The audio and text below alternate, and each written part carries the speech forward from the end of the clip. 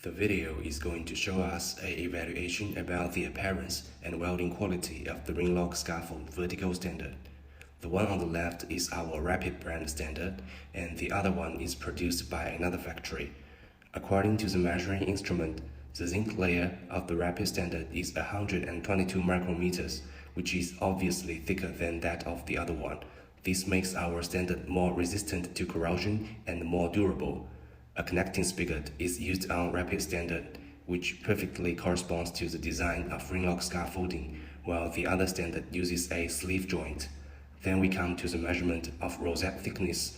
We can tell from the results that the Rapid rosette is 3 mm thicker than that of the other one. Let's take a look at the detail of the rosette weld. The weld of Rapid standard rosette is pretty thick, while the one of other brand product appears to be very thin. By using a measuring instrument, we can tell that there is a big difference between the welding height of Rapid product and the other product. Finally, we come to the weld penetration test. After applying methyl nitrate to the section, we can see that the weld penetration of the Rapid product is much deeper. In other words, the welding quality of Rapid product is better.